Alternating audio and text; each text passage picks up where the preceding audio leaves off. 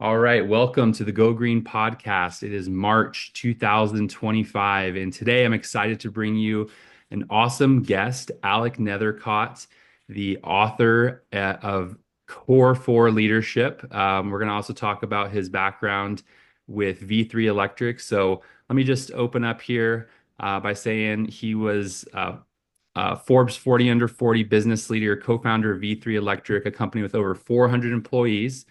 Over the course of 2 decades now, Alec has been a student and practitioner of leadership, learning valuable lessons along the way. His book is written based upon experience and research and leadership. So, this is the master formula for sales managers and potential leaders. Contains proven methodologies for developing high-level leaders for maximum results. So excited to get into this today with you, Alec. Welcome to the show. Awesome. Thank you for having me. Good Yeah, to good to see your super face again. super excited to dig in. Yeah, last time we talked, you just finished your first marathon. We were just Yeah. chatting about that before the show, and yeah, man, congrats to you for doing that. I've never done a full marathon myself. Do you have any plans to do another one?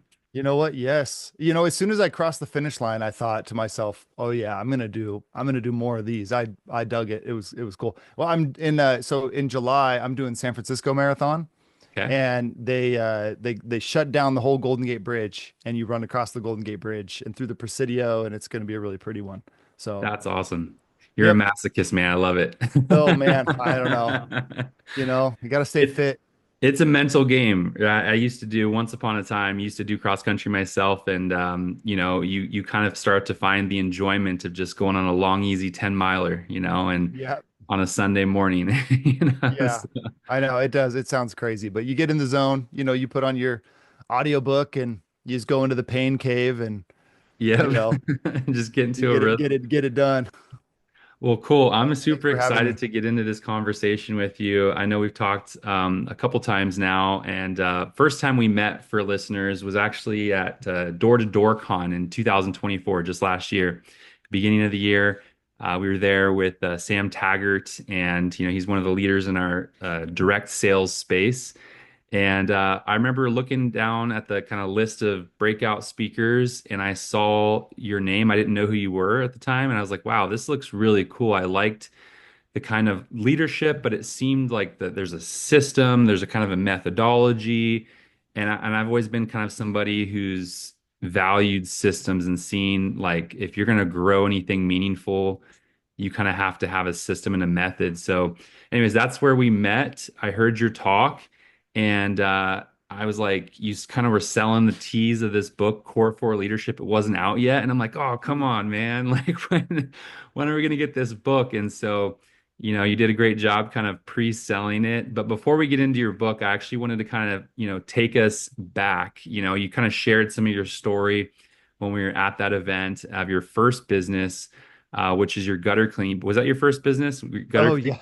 yeah. Technically, yeah. Yeah, junior in high school, yeah, I had the gutter cleaning business. Tell us about how did you even get into that?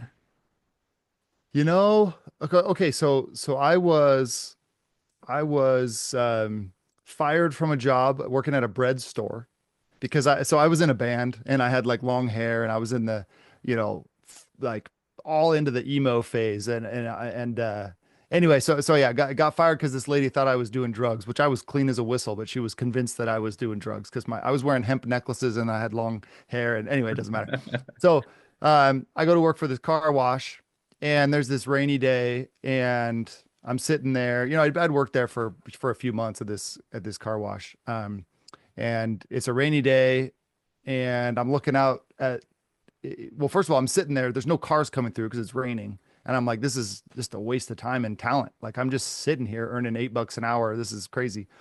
And I see the gutters on the neighboring building were clogged. They had like leaves in it because there was a big tree hanging over it, clogged with leaves.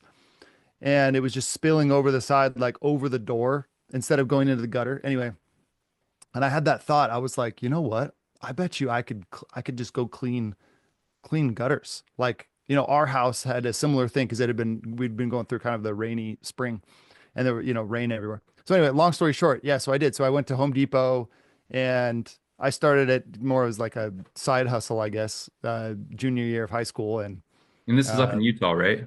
no, no, California. I've actually Oh, never California. lived. I never lived in Utah. I was born in Provo, Utah, Okay. on Christmas break. My parents were visiting their parents.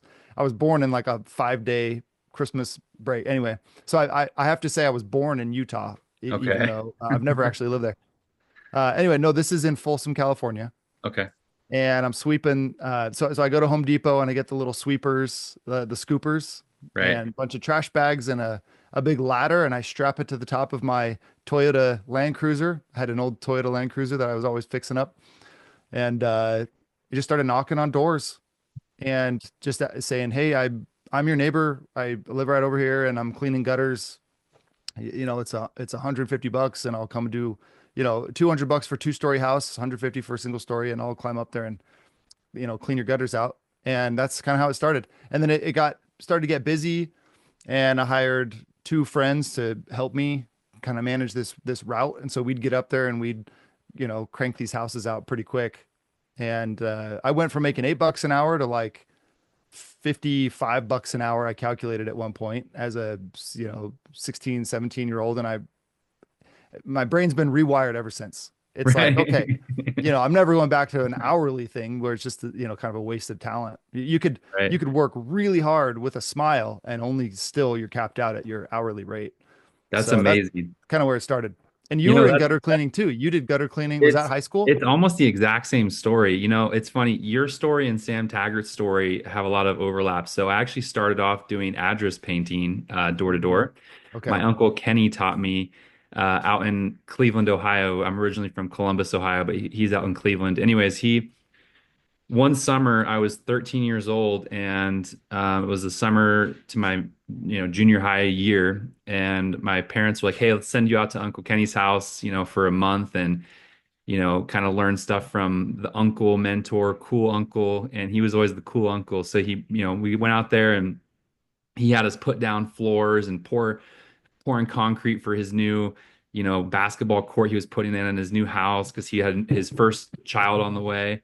Now has five kids, and we were just learning from our uncle, me and my cousin, and he taught us how to address paint. He said, "Hey, do you mean to teach you guys how to like be independent, make your own money?" And we're like, "Yeah, let's do it." So we went and got a bag and some spray paint and some stencils, and he taught us how to do it and how to basic pitch. Hey, we're in the neighborhood painting the addresses on the curbs. We're going on donations, whatever you feel comfortable giving, 5, $10, whatever's good. And people would do that. They'd give us 5, 10, sometimes $20. And he would just drop us off in a neighborhood and, 4 or 5 hours, say, "Hey, meet me back here. I'll pick you guys up." And we'd go out and make 2, 3, $400 in, 4 to 6 hours. Yep. And we were like, "This is sweet." We were making, I was like 13, 14. I was making like $25 an hour or so, sometimes even more cash under the Mhm. table. And like you said, it kind of ruined me. I'm like, this, Yes. I'm like, I can't go to get a real job. And then Right. um, after I ended up getting out of high school, I did that through high school, recruited some friends. And this is kind of where our stories kind of matched up.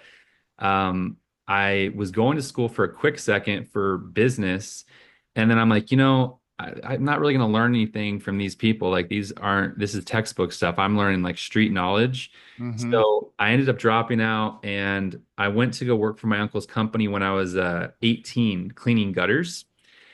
And he was only operating in Cleveland, and I'm from Columbus. And I said, "Well, hey, how about we open up a branch in Columbus? It's only 2 hours south." And he said, "Oh, that's really cool." He talked to his partner, and his partner's more kind of the conservative type, not as much of the entrepreneurial sales one who's like, "Oh, let's just go chase that thing." He's kind of was like, "Yeah, let's rein this in. Let's kind of give it at least a Hmm. year or two, maybe, until we do that."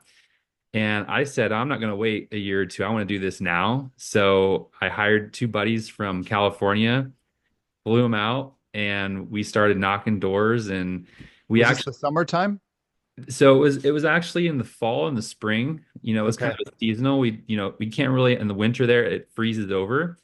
And Hmm. over there, cleaning gutters and maybe like this in Folsom as well, like you really have to clean the gutter before the ice hits because if the gutters get Oh, yes. frozen, then the weight of the ice causes the gutter to pull the fascia off the house. Oh, wow. Yeah. So it's even more urgent over there. there's a higher urgency, so it's a big deal.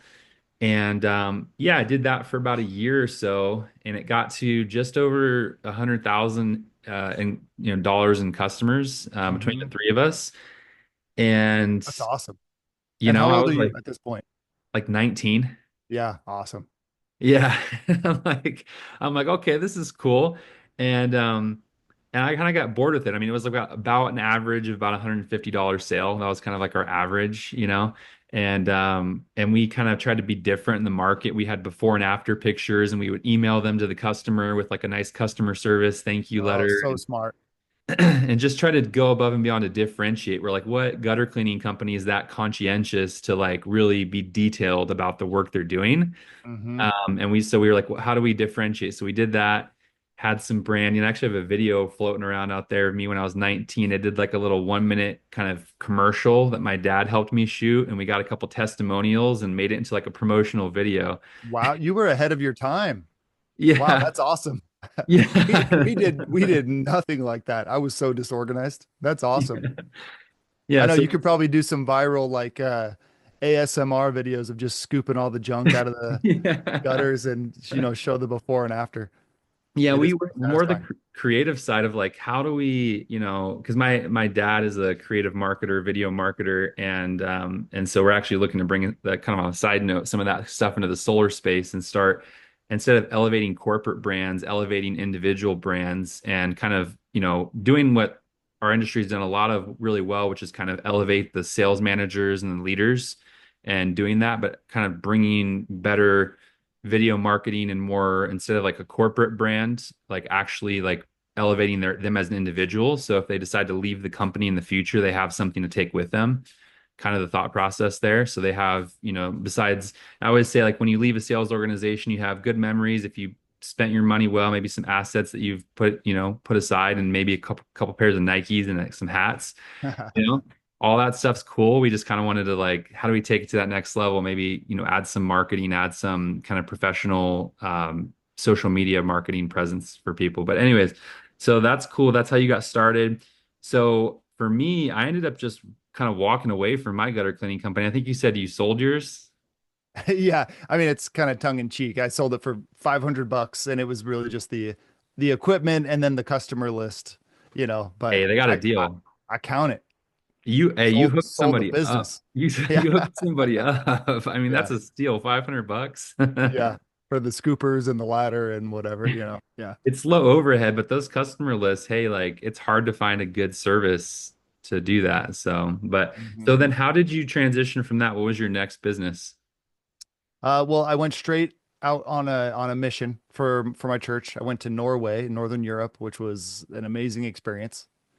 You know, the it was a beautiful country, very happy country. It was very hard to sell Jesus. There was not a lot of need, in their eyes. So, but we had success there. I loved that experience. Then came home and I wanted to marry my high school sweetheart. I needed a ring. I didn't have any money. I actually I had about 5 grand saved up from the gutter cleaning business, and which so had that, but wanted to I wanted to start off with some income and, buy a wedding ring and everything. So anyway, I had some friends that were doing really well doing door-to-door sales in the summertime, summer sales. And so I did that. We did alarms and the first year was out in Washington, D.C. metro area. And every year, the plan was always to be a real estate developer like my dad. I always wanted to get into real estate. And so every year at the end of the summer, it was like, okay, this is the last one. And then you get that paycheck and you're like, okay, I can do one more. Like it Yeah. was hard, but not that hard. I can do that again. So, so we did that and ended up recruiting some friends year after year. And then I got a degree in real estate finance and graduated in 2012. And and then I was done. I was going to be done with door to door, never going back. I'm doing real estate because I got this job at a big property management company called Riverstone. They were acquired by Greystar, who's now the largest in the nation. But I was a financial analyst, and then I worked in business development, and basically we were underwriting apartment projects to try to win their business to become their property manager for apartments. Okay. But What did but you, the, what was your like main takeaways from that job? Like, what did you learn there? oh man, well, a couple things. I mean, it was very hard to Okay. transition from sales and managing a team and getting the commissions and the overrides and setting your own, compensation versus going into a salary role out of college. Like that was a constant friction point with me and this, and my boss.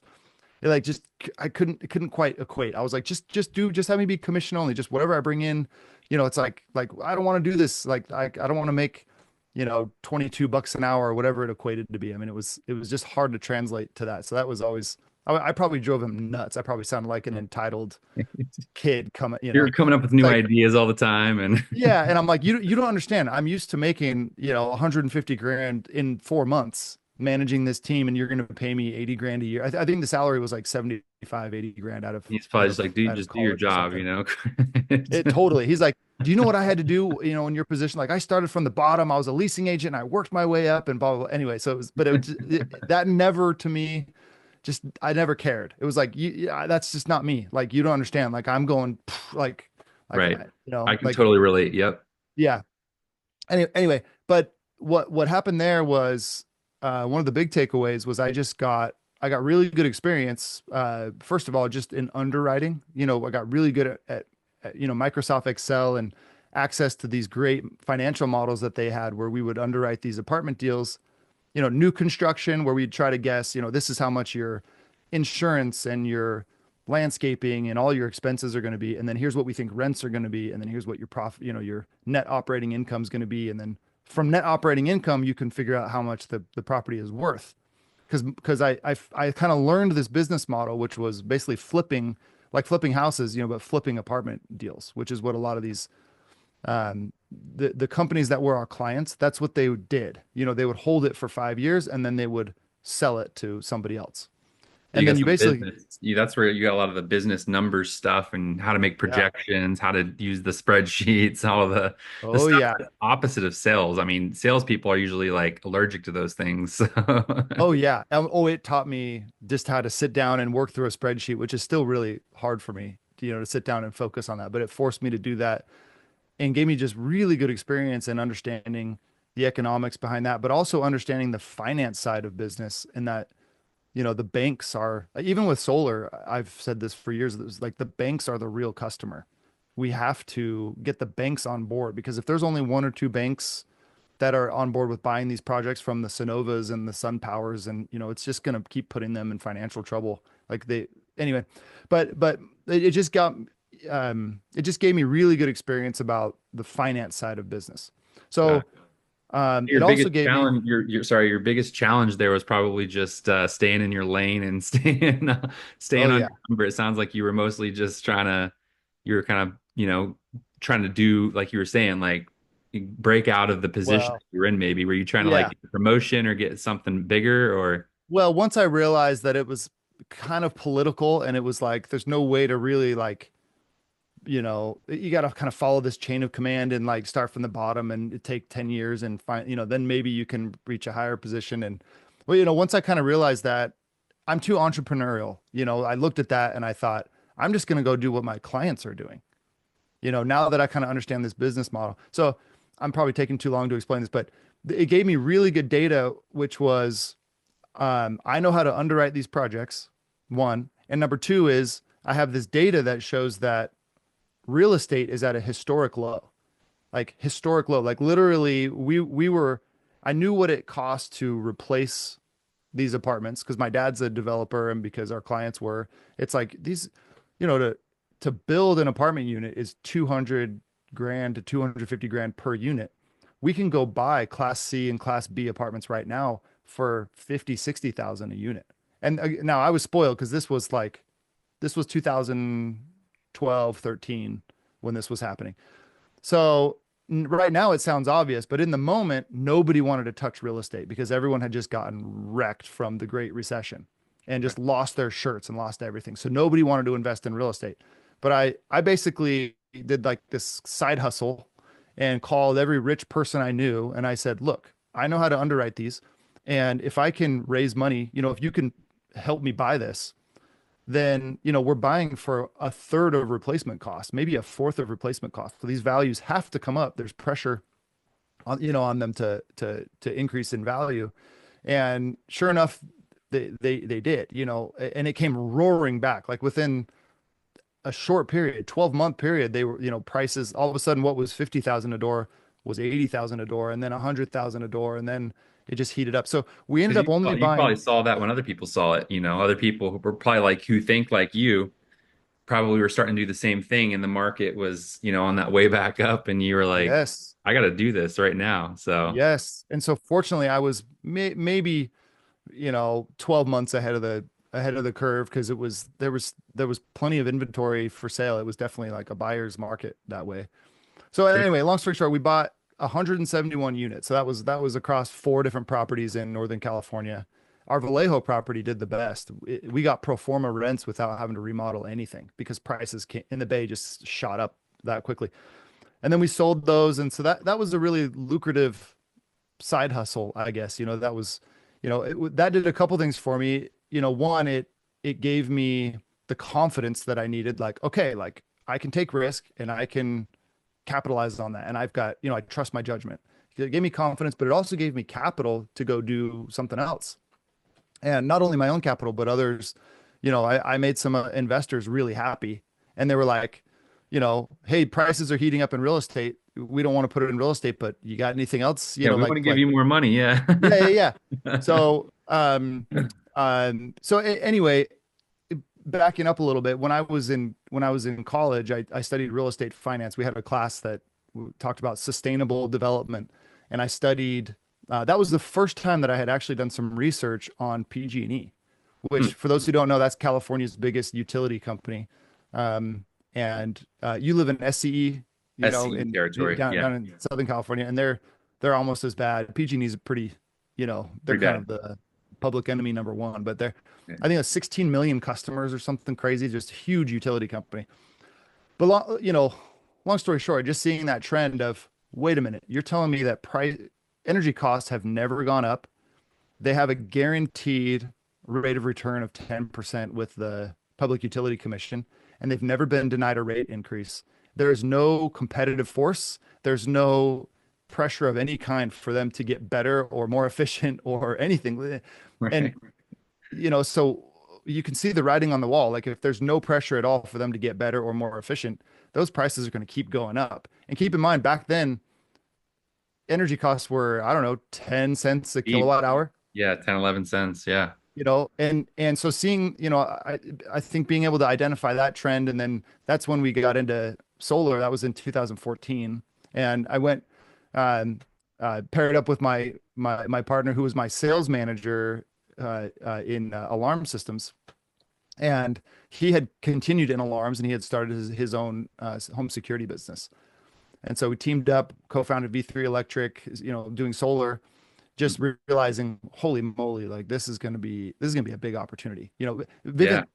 Vivint Inc. had just put like a $50 million loan into Vivint Solar, and uh, anyway, so this was back in 2014, and at first it was going to kind of just be this side project, and I was going to keep doing real estate, and my partner was going to keep doing alarms.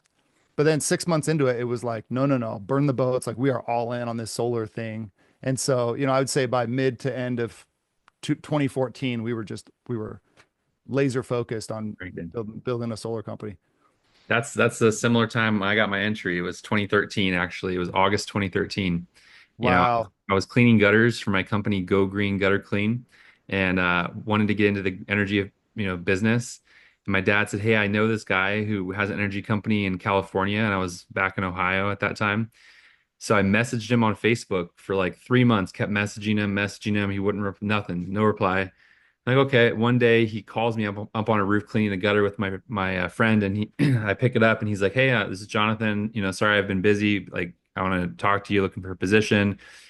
So he's gave me a few options at that time. Sales wasn't even an option at that time. And he just said, "Hey, like basically you could be a project manager, a technician or an energy auditor." I'm like, "I want to be an energy auditor. I want to know how energy works in a home. Like, I want to deeply understand it." So flew out a month later, got BPI certified, went through this training course to with the Building Performance Institute, became a certified building analyst, uh, Mm. test a home's efficiency, do, duct blaster, blower door, infrared, Oh, wow. Yeah. Energy efficiency all of it. Yeah, audits. mostly HVAC, right? Like Okay. looking at like a building shell, doing, proper heat load calculations for HVAC design. So got really deep into the technical.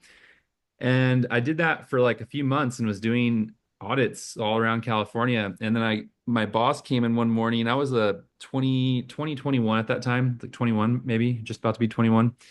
And he's like, "What are you doing here at 6 a.m.?" And I'm like, "Well, it's 9 a.m. in Ohio, and I'm making calls for my guys who are out there cleaning gutters. I need, make sure they've got sales and stuff coming in." And we were doing online marketing at that time back in 2013 when that was a new Not thing, not a thing. Yeah. Yeah, there were no gutter cleaners were marketing themselves online, So I was getting inbound calls from, just SEO basically at that time. And anyways, so he's like, "Well, what do you think about getting into sales for us?" I'm like, "Yeah, let's do it." So got into sales, quickly crushed his record, broke a 250,000 sales a few months in just 1 month. And he was like confused because he's the owner of the company, and here's this 21-year-old kid that's like breaking his sales records. Awesome. And he's like, what's, and I ended up getting really into like, the Tony Robbins, and I ended up trying to kind of like you relate. I was trying to like buy the company from him after a couple years of working for him. Like, hey, I want to actually buy your company out. Can we talk about it? And it created like contention. Oh, wow. Like we ended up kind of like getting into arguments, and I ended up leaving the company at a certain point because he was just like, "No, you're just taking over too much," and it became like a little bit of an ego battle Mm. of like, "What are you doing?" There's And how old was this guy? in his 40s, Okay. Yeah. and so he was just like maybe late 30s, but yeah, like late 30s, early 40s. So, and at that time I was like probably 22, 23 when I started approaching him to buy the company out from him. And I'd already trained up other salespeople. We had a small sales team, we were doing all these sorts of things, and I was kind of running the company. I just started taking over, and not really, nobody told me no. So I was just like, let's just, like, he wasn't showing up to work. So I'm like, all right, hey, go talk to this department. Hey, we need to fix this. There's an issue here. We need to create a new system with that. And I've always been a reader, learner, doing all these, books and things. But at that time, it was NEM 1, right? NEM Okay. 1.0 for people who know in California. And we were just doing, back then, it was more like 2 to 4 kilowatt systems. And we were doing they call it peak shaving to shave off the Oh, yep. top 2, 3 tiers of power. So they would just, it wouldn't cover their entire consumption. Well, because back then, that's all that, tier It's one was what, 8 cents or like something, 9 cents, 8 cents. Yeah. Yeah. Yeah. Yeah. Yeah. And tier two is like still cheap. Tier two is probably like 13 cents or something. Yep. So, anyways, that's kind of what we did back then. And I was only doing 1 in 20. And then it wasn't until 2018 that I stumbled across Vivint Solar like 2 months after BlackRock acquired them and like tripled their commission structure, Mm-hmm. and found out about the PPA because I was just selling loans like, Energy Loan Network, credit unions, PACE, Hero Program, things like Oh, yeah. that. And you're And still in Southern California at this point? yeah, this whole time been in Southern, and I'm still am. So I've been in this market for 12 years now. Mhm. It's been pretty cool. But I end up finding out about PPAs. I'm like, are you kidding me? I'm going from selling, 30, 50, $100,000 retrofit projects like for homes that are having to pay like hard money loans, and I'm selling like millions of dollars a year. And I can sell a product where they're not taking out any debt and they're just switching utility providers for a cheaper price per kilowatt hour. I'm like, what? Yeah. Like And I'm gonna no make brainer. I'm gonna make way better money. Like, so I was like, this is crazy. So that's kind of when I went all in with solar batteries, was in April of 2018. And so like let me ask you this. So you're doing this, you're 2014, you get started. What were some of the early challenges that you guys faced in the solar space? Oh my goodness. Solar's been a nonstop onslaught of changes and legislation and finance companies going out of business. And I mean, how It much time is. do you have? How long is this podcast? You know, Right. it, I always tell it people was, looking at getting into solar, and it's tough because like you try to recruit and build a team, and I think one of the challenges I've come up against even recently is like just being disciplined to not vent and complain about all of the craziness that's happening. And yeah, so like within my team, we always say, you vent sideways and up, but you don't vent down. yep. We say the same thing. Yeah, because it's just like, if people really knew the kind of warfare that is the solar industry, they probably wouldn't want to go into that war. I mean, it's literally a nonstop battle, you Yeah, know, and it's never ending. So it's like, where do you start, right? That's kind yeah, of yeah. I like, mean, you've seen it too. You know, it's especially coming from another industry. You know, solar can be tough. Usually I'm selling people on the solar industry, you know, why they should invest or recruit or, you know, whatever. But I mean, there's plenty that makes it tough. You know, it's coming from alarms or pet, you know, something that comes from pest control or insurance or, you know, a product where it's easier to fulfill on. It can be a shock because solar is full on construction. You know, it's a high ticket home, you know, renovation project. It's like a, you know, you sell one deal and it keeps a crew of five grown men busy for an entire day, you know. Some of those reps out there selling three a day, you know, it's like you're keeping 15 adult men busy for, you know, you're giving them full-time jobs, one person, yeah, you know, yeah, like you're generating so much work for them. So it's my point there being it's that, you know, the barriers to entry are really high. The fulfillment is it's harder to, you know, fulfill on solar. Um, you know, dealing with AHJs and you know, I would say there's just a lot of moving parts. There's so many different parties. You got the utility, you have your own company, you have the, you know, the inspector, and you know, you've got all the equipment manufacturers, and you know, there's a lot of room for human error in solar, tons of room for human error. So you got to be really patient. And then you have legislators who are, you know, you've got NEM 2, which was, you know, a big deal when that happened. And then obviously NEM 3 was a really big deal for us in California. Um, but honestly, it's, you know, I like the challenges. It's of course, sometimes you look at the grass being greener and you look at other more mature industries where it's just like this stable, you know, there's never new anything. It's just like right. this stable business. But whereas solar has kind of been the Wild West, figuring things out as you go and having to deal with new tariffs and laws and that kind of stuff. And so I Yeah. don't know if that answers your question, but yeah, No, plenty of challenges. I guess that's more, you know, the industry as a whole, but there were plenty that we had, you know, personal to us in a, you know, growing pains in a growing business. Yeah, like, I'm curious. I know with specifically to leadership, since we'll kind of get into the book here in a sec and dig into some of the things I wanted to point out that I liked from the book. And, quick plug for the book, Core 4 Leadership is the leadership playbook for direct sales. I'll say it here, I'll say it again. I've told everybody about it. Get the book. It's super easy read, I like that you kept it fairly simple. I mean, that's not a crazy thick book. It's not also not it's comprehensive as well. It has everything you would want in there, but not more than that. But like when it comes to leadership, that is the machine that powers everything. And so like that's the secret sauce is how do you build a sales organization? And myself had, led small teams. There's very, very few people in the solar space. We'll specifically talk about that. Very few people in the solar space who've built hundreds of people that are sustainably growing. I mean, correct me if I'm wrong, but I think just this past couple months ago in January, V3 Electric had more Golden Door winners, which is a prestigious top, 0.1% award for the best and top salespeople in the solar space, more than any other company in the industry, I believe. Is that true? I believe so. We'd have to fact check that, but I believe so. I think we had like eight or nine, which I That's think was the most incredible. from one company, especially in a tough year. There were a lot of people who gave up on solar in Tons. 2024.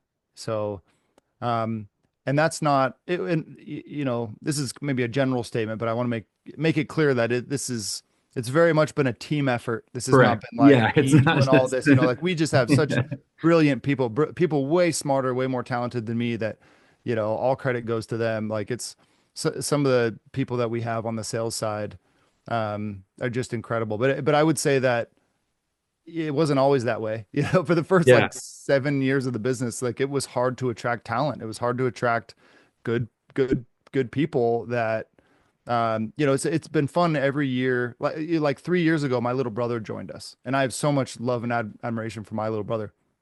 And it's to be able to build something that is good enough to attract good talent, it takes a long time. It's a testament to, you know, wherever you are, just keep plugging away. Show up every day, do your thing, good things happen as a result. It's going to take longer than you think it will, but it will be something that you're proud of, That's the number one piece keep of advice I give too. I say, keep hey, going. and the number one piece of advice is don't give up. If you Yeah. want, the survivors are the ones that make the most money in solar and probably in any industry, really. It's if you stick around, because sometimes it takes people years to associate you with the particular product or service or industry.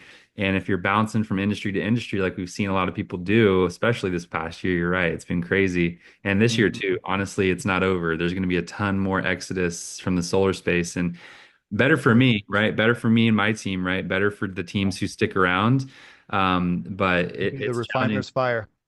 Yeah, and so I'm curious. This is something that just came to my mind. So you talk about the four, pillars, if you will, of leadership, which is, vision, skill, character, and action. So what I often find when I'm, having conversations with, talented salespeople, and this just, I don't know if you found this to be true, but I found that character is typically one of the most challenging aspects. And I think probably what it is that you know, sales type people were reinforced at a young age that they can talk their way out of trouble or, deal with authority figures maybe in a way that, has their verbal skills have gotten them what they want in life. And so because of that, one of the challenges that I've had is having to be careful with who I align with because sometimes the people who are like really talented and will come in and sell high margin jobs Mm. or bring in really, what looks like on paper great business, turn into some of the biggest headache situations. I've never had any lawsuits, knock on wood. I've, avoided that, but that's probably just because I'm not big enough at this time. But have you guys dealt with that or have you experienced that within your sales orgs? Oh yeah. Yep. And it only gets harder as you get bigger. It's you you you you we make a lot of effort to control the culture or I guess to like keep it tight, keep it, like where the French fries taste the same in every location. People are saying the same thing. There's, we're being ethical. And as you grow, it's harder to kind of keep control over that. And Right. um but man, it Yeah, I really would is say, so give me, important. you don't have to obviously out specifics or anything here, but give me like one example that comes to mind where, maybe there's a scenario that just sticks out to you and you're just like, oh my gosh, if I would have saw that coming, like what happened? Like, because I know I've had things like that where I've dodged bullets. I don't know, maybe you haven't dodged some bullets or maybe gotten hit by a couple, but tell me about that. Like, how have you dealt with people who are struggling on the character aspect when you're building teams? Oh man. Couple thoughts. One is that, early on when your team is smaller, you kind of take what you can get, you know? So there'd be people who would have, maybe some character flaws that I would just kind of deal with because I wasn't a great recruiter at the time and it was who we had and this is what we have to work with. Now, fortunately, like today, we just parted ways with somebody who was a lights out salesperson and had a team and everything. And it just was, we had to have a conversation that it was not a fit. And we're fortunate, I think, to be in a position to be able to be selective that way because it really is, it's so important. And honestly, I'm at the age where I only want to work with people that are cool and honest and you don't have to look over your shoulder to make sure they're doing what they say they're going to do. And, I'd rather work with less people that do less revenue than have to deal with any of that because the last thing you want is class action lawsuit or more negative reviews or any of that.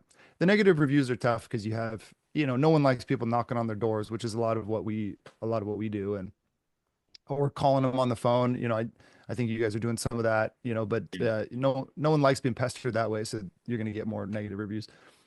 Anyway, but specifically with with with character, I would say that yeah, our industry gets a bad rap because you think of salespeople, and unfortunately, what's the first thing outside of our industry? Maybe, what do people think of? They think of like a sleazy snake oil salesperson who's just trying to convince them to do something they don't want to do. And I think that's a shame. And I'm like determined to change that because it was one of the things that repelled me from sales. It was one of the reasons I wanted to just keep getting out of it when I was in college. It was like, I'm better than this. I don't want to do this. I don't want to, they kind of had this connotation or this negative stigma. And what I've found is that it can be learned. Not all of the time. Sometimes you just have some bad actors and you need to part ways with them. But um, everybody comes to your team with a different lens that they view the world through. Sometimes that might be a tough upbringing or, a bad business partnership in the past, or for whatever reason, they're thinking, I got to get what's mine. I don't work well as a team. I got to lie, I got to, or maybe they're in the home with the customer and it's this old lady and they feel like they can take advantage of her or they can bump up the price a little bit or say Right. something that isn't true, and obviously there's no tolerance for that, but they may not know any different. They may think that's fine. And one thing that I've found invaluable is just reading books, just getting them to read the good books. And in my book, at the end of the chapter, as you know, there's a suggested reading, if you want to get better at that. And so that was always my go-to. Now was recommending books. Hmm. But Seven Habits of Highly Effective People, How to Win Friends and Influence People. Yeah. A great one for leadership is Wooden, about John Wooden's leadership style. And um, there's some other really good ones in there. But um, Hmm. the challenge is sometimes people with deficiencies in their character, they don't want to read. They feel Right. like, oh, I already know everything. Like, hey, yeah, I read through the first few pages, but I'm like, I already know all this. Why am I reading this? You know, Right. it's like, okay, It's it, often the ones with the character issues that feel that way yes, too. like that's like a classic sign of someone who needs to read books. Right. Like, you're not humble. You don't realize that you need this. Right. But as a leader, I mean, that's your job to guide them and to tell them that, hey, I've noticed some things that are off here, and this is the standard, and we got to hold to the standard. Like, we do not say this. This is what we say. Like, especially in solar, like it's such a good deal. Like, you can make great money and be honest with Right. customers. You Especially don't in need to, California. Right. yeah. It's like, why are you lying? Why are you like, you don't need to do that. Especially, You yeah. can have a great career and still sleep at night, and you Right. can see him in the grocery store a year And later get and give him a hug referrals and be and get friends with people. referrals. Yeah. Yeah. Exactly. As opposed to you see him at the grocery store a year later, you're hiding behind the shelf, you don't want them to see you because they're like, you locked me into this anyway, you get the idea. I tell people So, I just was doing a training the other day for my team and I told them I said, and this is what I actually say this like this is my scripting to my customers. And I kind of flip the perspective of maybe, being a self-preserving salesperson on its head. And I say to the customer, I say, one of the biggest issues in our industry is we've got two type of solar companies, companies that have terrible customer service and companies that are bankrupt. Those are the two type of solar companies that exist. And I say that to my customers and they're like, what the heck, And I'm like, look, I'm just being honest with you. If you have any issues, I want you to call me first, and I'll be your liaison to interface with the company, whether it's the finance company or the installer, to get whatever it is that needs to be solved. And selfishly, Mr. and Mrs. Homeowner, I want to do such a great job for you, not just before, during, but after the sale. So you want to refer me to your friends and family. Is that fair? mhm. And it's like I'm kind of like, hey, a little bit of horse trading there. Like if you do this, I'll do that. But I'm kind of telling them like, look, I want to help you because I want to get referrals. So I'm aligning my interests with you long term here. I'm not here for a short term thing. Like that's maybe Yeah. some other people in the industry. That's not me. And so I train that way to try to script my teams to kind of build that long-term thinking into their process because I think especially in solar, a lot of people just don't have that. They make their commission, it's such a long process. Then maybe they're there for install day, maybe they're there for PTO, and then that's about it. Yeah. And it's like, so how do you take people who maybe are coming from like these other industries, like you're talking about, maybe where the transaction and the fulfillment process is much more simple and smooth, and there's not really a long-term relationship necessity or value to even stay connected. It's totally different with solar. There's actually a lot of upside if you stay connected for your clients for years and Mm, years. And I try to make that abundantly clear, especially to those who might have some of those hidden character issues, because you often can't see it, right? They're mhm. usually really charismatic people and people that you're like, oh, and it's like they're great talkers and they're super skilled salespeople and they don't do a bunch of other things. It's Yeah. like so. Anyways, one of the Yeah. things that kind of dovetails off that I kind of bookmarked here in the book that I love is this idea that you talk about of being in constant a culture of permanent beta. That's what you say, a culture of permanent beta. And I love that because like you kind of talk about with personal development, making that a part of the culture. Like, is there any type of tips or strategies? Like, do you have like a book of the month club or that you do? Do you have like additional trainings? Like, what does that look like to have a permanent beta culture? Yes. Good question. Because that can be an adjustment for someone coming in to get critical feedback. It can hurt your feelings. It can be kind of an adjustment. I think so. A few things. Yeah, we do reading books together is a huge part of the culture. It's making that a non-negotiable. It's like you're always working on a book. At the end of almost every conversation, I did it probably 5 times today. At the end of almost every conversation, what book are you working on? What book are you working on?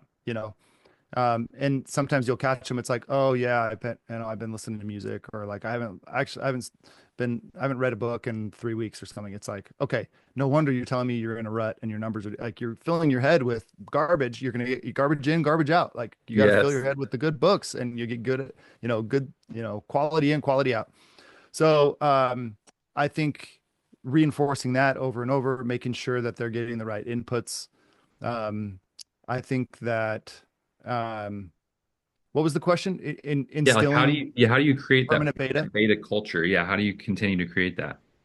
Yeah. I think having the coach player conversation, which sounds something like, um, I'll back up and say, if you just start giving somebody feedback, you just sound like a jerk, unsolicited Right. feedback, it's just like, oh, you're mean, they're going to perceive you as mean because our biology does not like that honesty. It does not like Threat. that. It's Yeah. contentious and it's like Jeff Bezos just did a interview on Lex Fridman podcast. He talked about this. He's like, as Okay. humans, we are not wired to be truth telling people. We're wired to get along. Right. Like the village truth teller was like stoned in his sleep. Like they would go and just like take him out because it's like we don't like this guy. Like we're biologically That's like we're even on the doorstep, it's like they're either a buyer or a liar. And it's not because they're a bad person, it's because they don't know you. You're a stranger at the door. So they're going to lie to your face. They don't have yeah, why wouldn't yep, they lie to you? And yeah, people can deal with that. Really honest, good people can't, connect the dots in their head of how to deal with people lying to them constantly at the yeah. doorstep. Yeah, It's like, yeah. It's funny. Like, what do you mean they're lying? And it's like, yeah, then you get through 3 smoke screens and you realize, actually, we were just arguing about this last night, and we would really value, saving money on our energy bill or being able to set the thermostat to whatever we want and use solar power, whatever. It's like, I mean, right. you're absolutely right. Right. So So people lie to you, so you have to be able to get through that. So you have to be able to open up. So I mean, I'll open up with the question like, hey, is it okay if I give you some feedback? Hey, are you open to some coaching on that? And that's how I do it. Is there some way you do it? I love that. That's exactly it. Well, yeah, hey, one of the most valuable things that I can do for you is just give you critical feedback. Think of it like a sports team. I'm not trying to get after you or hurt your feelings. This is our job, just like we were playing on Dallas Mavericks, you go back in the locker room, it's like, hey, your sprints were too slow. Like we got to talk about this because it's going to impact the team's success. This isn't a one man show. We all work as a team. So if you're held back in one area, then we gotta address that, and that's my job to help you level up. I do have some feedback for you. Are you open to me sharing that? And very rarely have I heard a no. Mostly they're going to say yes, and that's the prerequisite for giving that feedback. If you just jump right into it, it's just not effective because their walls are up, their defenses are up. So you just got to work with human biology a little bit there, and you got to, preface it with that. And then once you have their permission, then you deliver that feedback, and you do it in a, it's a matter of fact, encouraging way. You don't want to break their spirit, but you make it clear that this is important. This is your job. This is how you feed your family. If something's holding you back, if you have spinach in your teeth and and I don't tell you, or your zipper's down, that was messed up. Like I owe it Right. to you to, You do say I that owe in it the to you to, book. oh yeah, I owe it to you to tell you this. So, and you can do it in a way that's uplifting and encouraging. If you study great sports coaches, they were really good at that. Like John Wooden, Bill Walsh, it's this rare ability to their players would walk away from conversations with them and they would think to themselves like, freak, I got to do better. Like I got to like push, but they also felt encouraged and connected with their leader. In most cases it's the opposite. It's dude, he's such a hard ass, or he's so like, what do I got to do? Like he's being so hard on me. It's like, and these coaches or managers, they make so many withdrawals from the emotional bank account, and then eventually you get overdrawn and you can't pull anything else and you ruin a relationship. So you got to have got to be very encouraging. You want to leave them feeling pressure, but also feeling encouraged. And I say statements like, I have full confidence in you. Hey, you Right. got this, man. I have full confidence in you. I know you can do it. Because if you omit statements like that, then they're going to think you're their enemy or you're just trying to be a jerk. Right. So you got to be very encouraging, and you got to make it clear that this is not personal. This is totally to help you. If I didn't care, you would know because I just wouldn't say anything, just like a coach. You see a kid with potential and you want to help them. Like one of the things that I loved about the book, just being that kind of systems thinker, that I thought, wow, I haven't seen this anywhere. I've read, John Maxwell, and anybody who's in the leadership space obviously has heard of him, or there's other, a couple others that are just big names in the leadership. Simon Sinek maybe is another good leadership kind of thought leader. There's some different thought leaders that you read about, and one of the things that stood out to me about the book, and why I, my intention is to continue to bring this back to the forefront with my team, is this survey. So you put together this, 40 question, I believe, survey that goes through and asks questions that pertain to those four different pillars, vision, skill, character, action, that you give to the people that you're leading to give you, anonymous feedback, to know, okay, like, well, how do other people perceive me, right? Because that's the biggest problem and challenge with personal development, is being able to look clearly in the mirror, right? Whether in any aspect, in a personal aspect or professional, and this like kind of feedback mechanism. I've done it on a small scale. I've had generally similar feedback to kind of what I would have expected. But that's because I try to look in the mirror often in my personal life and go, okay, what am I projecting on the world? That's coming from my insecurity. That's coming from, Mm, this limiting belief that I have about myself. That's coming from this fear that's driving this projection, and so I've done some of that personal work, but a lot of people, they don't speak that language, right? They don't think that way. And so, we often go out into the world and we project. And I mean, even if somebody who does look in the mirror, I still project, right? I think, oh yeah. all of us do. We project onto others. And then it creates a delusion out here. And we think that we're seeing clearly, but we actually aren't. And so I thought that was brilliant to do that in a kind of a non-threatening, non-aggressive way, Mm. that leaders can pick up this book. They can take that application. I'm curious. We haven't talked for a few months. Have you? And I kind of tried to create a little survey thing, but I was having issues kind of lining the results up with the numbers. Do you have any like tool built yet to kind of? give to organizations to? Oh, no, nothing digital. I just do Okay. it. I just do the physical copy. I haven't Okay. spent any time. I'm sure it wouldn't be hard to do to make a digital There's survey. got to be, yeah, it's got to be a thing. Maybe a couple, It'd I be don't easy. know. I just haven't done it. But yeah, Yeah. it's that would be handy. I've thought about doing that and just making it like a free tool on my website. You just go in and it, answer the Yeah. questions and it spits out your little chart, but I just haven't gotten around to it. I think that would be cool. Yeah, I would definitely utilize that for sure. But I've definitely given it to a handful of people, and even just the self-evaluation, which I first did, Mhm. back almost a year ago, whenever I met you. And yeah, and it's also just good to self-reflect and go, okay, yeah, these are areas where I'm weak in. These are the books, and then you kind of tied it to what books can you do to learn because it's a deficiency of something that you don't know or that you're not aware of. And so I kind of like agree with that. It's like it's just people don't do better because they don't know better. It's like if you Yeah. knew this information and you understood it, then maybe it would be like, okay, yeah, I need to take, for me, like as an example, my action is low. I'm high skill, very precision closer, very methodical. I've dialed in. I believe, and I don't think there's too much ego. I think I have a top 1%, especially TPO, a top 1% TPO closing process. Super excited to deliver my latest iteration of that in the next couple weeks and start putting that all over the social media and letting people know, like, here is the standard operating procedure of how to close any TPO sale in solar. Hmm. And for me, I pride myself in that. So high skill, but action related. Like that's why my entire business is referral based because I'm like, I don't want to knock on a door, I don't want Yep. to, and so Yeah. like that's you guys are the setters, right? And so Uh-huh.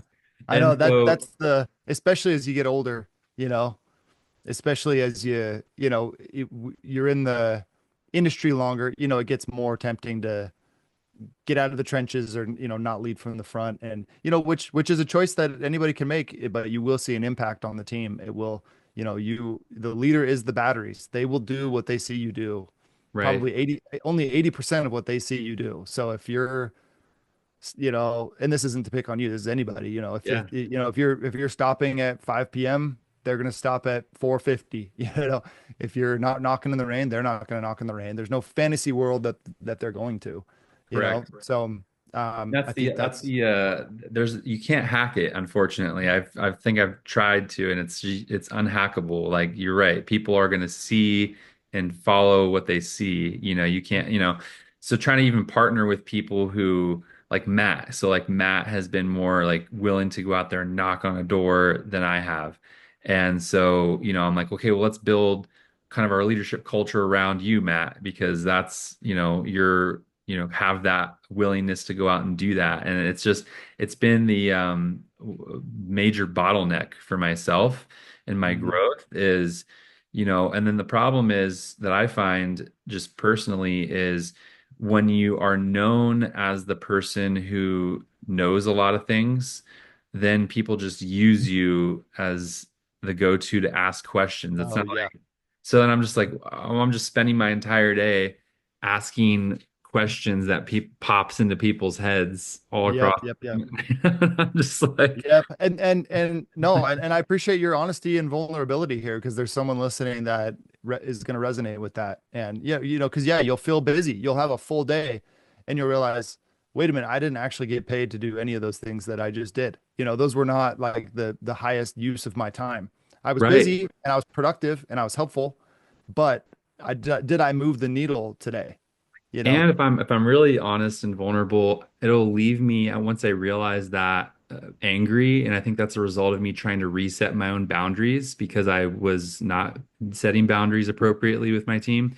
And Yeah. so one of the things that I've been working on getting more disciplined is whenever I get, random calls, not feeling the obligation to pick up and shoot a text message back and say, hey, what is it? And kind of filtering my time better. And then having structured times during my day when I can be available for my team for Q&A, where it's like an open office hours. Like, hey, if you have a question, I'll be on from 11 to noon. at this day, and let everybody know, then they can come and ask all the questions. But it's not like, hey, let's just pick up the phone whenever. So Yeah. that's a recent learning Oh thing man, for and me. sales reps are notorious for that. They think it and then they call you immediately. And Right. you're Yeah. like, yeah. One thing that's helped me a lot, because it's almost like parents who need a break. It's Right. like, my kids, my oldest is 13, so I have a 13-year-old, then the next is 12 years old, and so it's getting harder and harder to make them go to bed at night. So it'll be like 10:30, and I'm like, they're asking me questions. I'm like, go to bed. Like, I Yeah. can't do this anymore. I can't wake up and have you talking to me, and I can't go to sleep and you're talking to me to the moment I goes like, I need some time with my wife. We need to be able to hang out and just like, anyways, I'll say like, Yeah. I'm off the clock, like I'm off duty. You're not like, anyway. So it's similar with sales reps. They will take all your time and they'll ask questions. And so one thing I've found that was really helpful, kind of a game changer for me, it was just in the weekly meeting, especially those who are extra chatty or need a little more TLC, they want to talk a lot. It's you set up a weekly meeting. It's like, hey, we're going to talk. It's going to be a 30-minute meeting. And anytime you think of something, don't call me or text me. I want you to put it on your list in your Yes. notes, and it's going to Yeah. go on that list. And then when we have our weekly meeting, let's be professional about this. We're not just thinking it and then blurting it out. Like, let's have some self-control here and let's get disciplined with this, so we'll have this weekly call. And then, you'll have your list of 5, 10 things, whatever it is you want to talk about, and we'll hammer them out. I love it. Um, and then the irony is that by the time the weekly meeting comes, they'll have a list of 10 things, but seven of those 10 things already got resolved, so it's only the three things. And so it's just It's way always more like that. efficient. Yeah. And I Yeah. would find that too, even as somebody who's had, great leaders and managers and kind of was in the opposite role, they did the same thing with me. And I just, forgot now that I'm in a different position and I have people calling me. And then I'm like, oh, wait, what am I doing? Just picking up the phone and Uh-huh. answering every question at a whim. And Yep. so I had to learn just from experience. I'm like, oh, yeah, my managers did the same thing. They would say, yeah, go write it down. And then funny enough, almost most majority of the time that they would get resolved, right? They would just Yep. something, and I'm like, oh, then I would never. So every time I would go with like my list of questions, I had a bunch of things written down, and then I would only really be like, I just need like one question answered. Yep. And by the way, someone did that with me, and that's totally, I was I think it, and I want to ask, I'm curious, I want to find out. But yeah, by the time that weekly meeting came along, it was like, yeah, actually, I don't even need to meet. These are all been worked themselves out. What I Right, thought was a big deal at the moment is now no longer a big deal, and I only have one question instead of 10. right. Another question, then we'll wrap it up here. Because I'm sure you've experienced this being a part of such a or leading such a large organization. How do you handle or how have you handled, top leaders or reps leaving and trying to take the team with them? Because I've seen managers and how some people, maybe handle it a little bit more aggressive and kind of make threats and like, hey, if you talk to my people, we're coming after you. And I've seen some of that. And then I've seen other people that are just more like, hey, it's open door, do whatever you want to do kind of thing. Like how do you approach when, somebody who's influential on your team leaves and tries to take a big chunk of the team? Like has that happened and kind of what did you do? How did you handle that? Oh my goodness. Yeah, it's so a couple thoughts. I would say anything that actually is effective is all preventative. Once it's happening, it's really hard to get somebody to stay when they don't want to stay. And Right. it sure is a big emotional fight, to like you're driving over to their house, you're sitting on their couch, you're trying to pull them back, and then you wake up the next morning and they're gone anyway. Already gone again. Yeah. Yeah. Like it's been my experience that almost 100% of the time, maybe 100% of the time, they always go with their friend. They do. Like it could make no logical sense. It could be a inferior company, inferior compensation, inferior market, whatever, and they'll still go if their friend is there. So what I would say is it's all preventative. It's all so there's a concept that has been helpful to me, which is called the spider web, Hmm. and we call it the spider web. So it's basically it's multiple sticking points for each rep. So you've got their relationship with the manager. if their relationship with their manager is their only attachment, the only sticky point to what's keeping you to their company, the manager leaves, they're going to leave with them.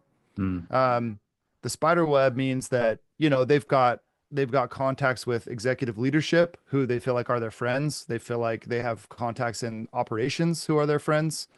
They've got, just people on the team that are not on underneath their manager who are, at the company who they're hanging out with and their buddies. They're kind of cohorts and peers, and those mm. those are their buddies.